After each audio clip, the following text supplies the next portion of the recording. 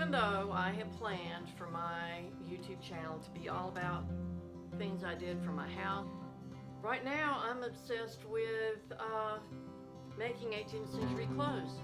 I have some already made, and then Outlander became this big hot thing, and October of this year I plan on going to a 4-day experiential weekend called Fraser's Homecoming, I think is what they're calling it. Anyway, it's not too far from me, and I'm really excited about going. So I was going, oh boy, I can redo all of my clothes and I can make them all 18th century correct. And I really love these outfits that they wore over in Scotland, and that's what I want to do. And I don't have a bum roll, and my skirt is not big enough, and blah blah blah blah.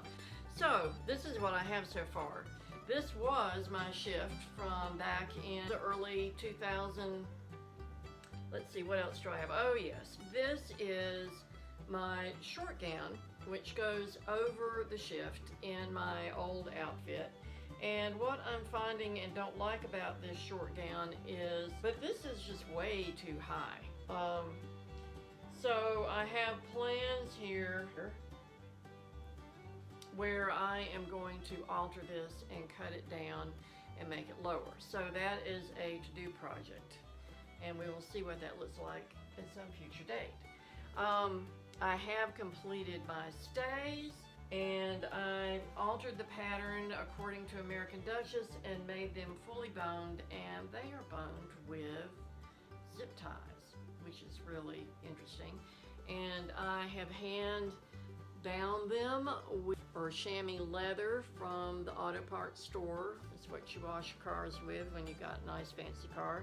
And I've hand done all of my eyelets, and right now I'm lacing it up. I am also making lucette cord with this little wooden thing here. Is called a lucette, and it kind of creates this cording that is period correct, sort of, so I'm going to be doing that. When I started this little adventure with making the Scottish outfit, I went and bought a pattern that was for a corset, they said, and they had several views. I combined the views together to come up with this, which I think is really more of a bodice than a corset. Of course, it laces up, and I created a lucette cord to lace it up with.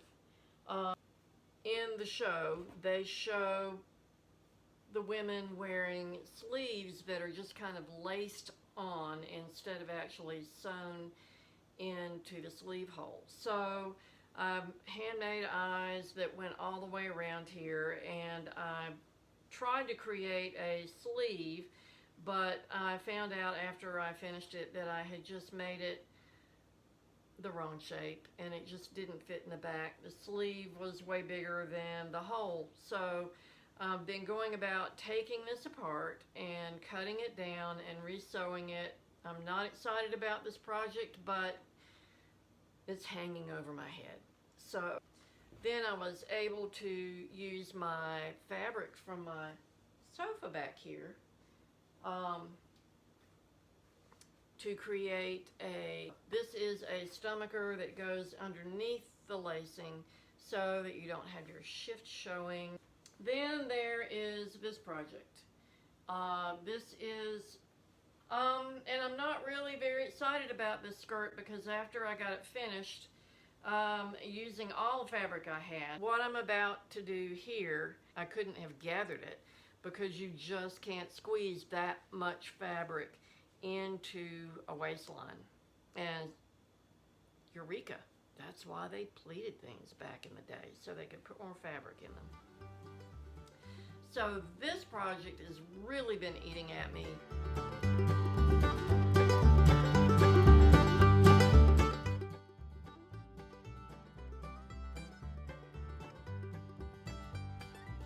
We're ready for the next step. There seems to be an infinite number of steps, doesn't there? I'm working on the sleeves now. And on this sleeve, I have finished my little eyelets. that are corresponding with the eyelets on the bodice. And so I thought it might be nice to demonstrate how to make one of these. Also, I did decide to take the binding, let me put this down. I did decide to take the binding off of the sleeve, and I have undone the back seam. So this is like in the elbow pretty much, and just to release that by that much.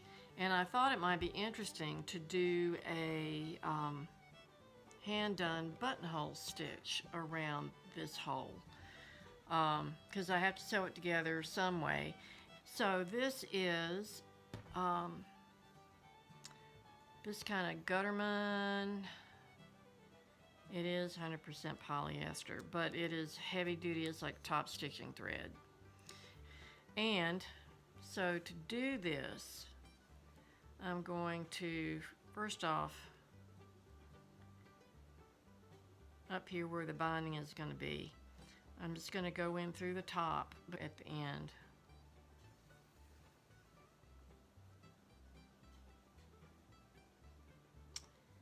And then I'll hide my knot under there. So I'm going to go in right next to that stitch.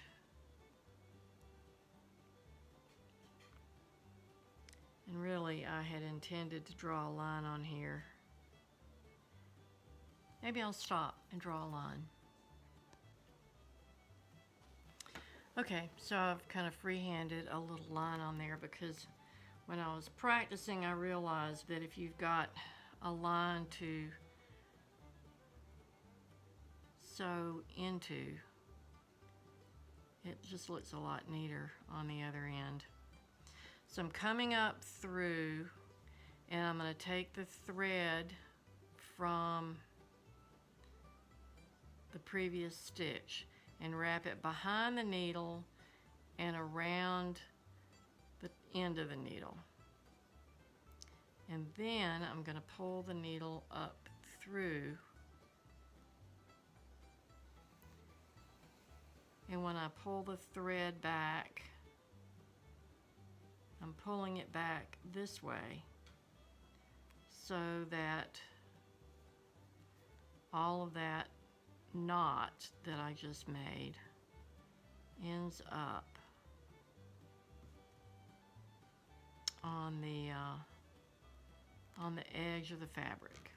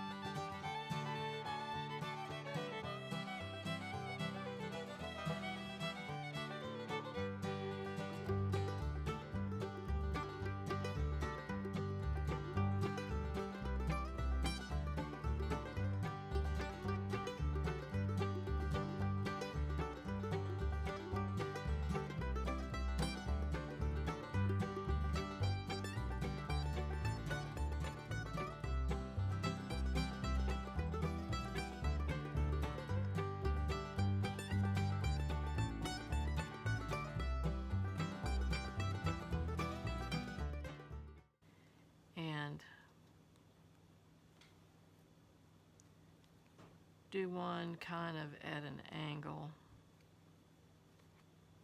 Yeah.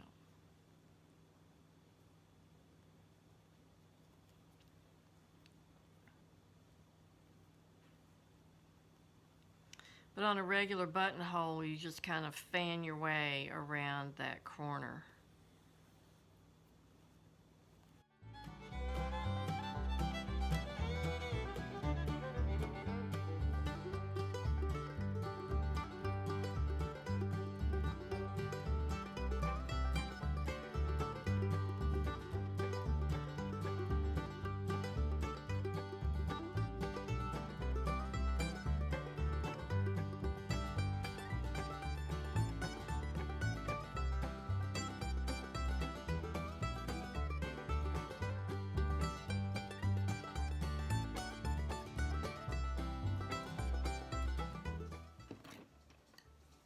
Okay, now to demonstrate the eyelets. I've got these marked corresponding to the eyelets on my outfit. I'm going to take a little knitting needle and force it in. I'm going to put it about that far away from the edge.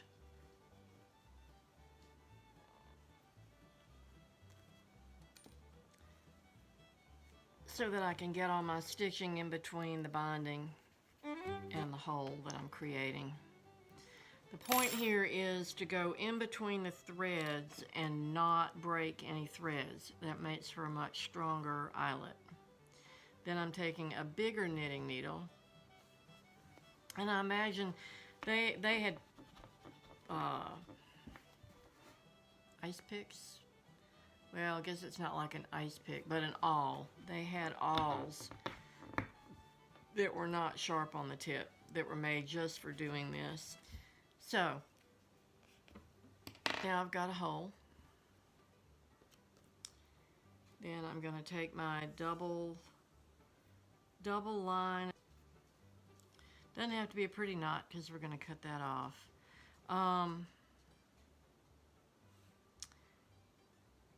And then I'm going to go in away from, just go in the top layer, not through the lining, just through the top, and come out about where you want your stitches to start. And we're going to put 8 stitches around this thing. So I'm going in, and then I'm going to go in about 1/8 of the way around, and then I'll go in here,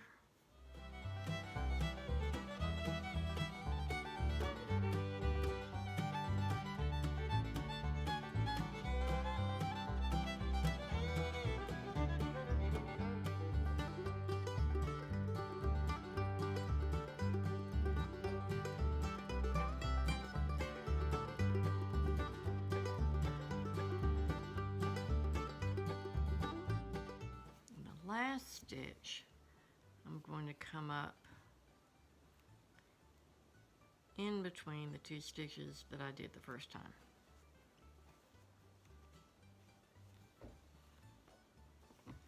So now I've got 8 stitches around. Then I'm going to take my big needle and I'm going to shove it back in that hole and open it up again.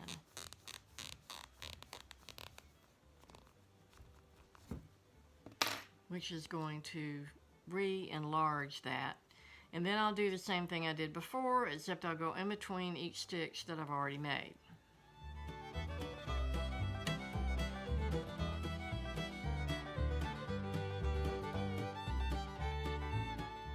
So after I've gone around the second time, and it looks pretty good, now I'm going to take my thread and just go underneath my stitches. Not all the way into the fabric, just underneath the stitches. And this is going to kind of help secure the end of the threads and help to fill in those gaps.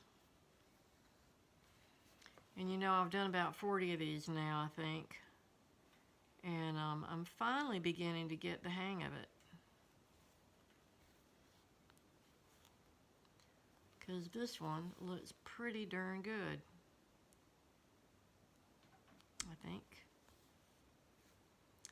And I'll go one more thing right here.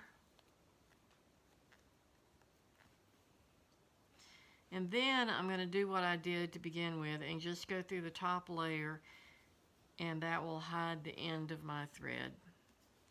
And I'll pull the knot so that when I cut that all off, cut that off, that the threads disappear in between the layers. Oh, that looks very good to me. So cool. All right,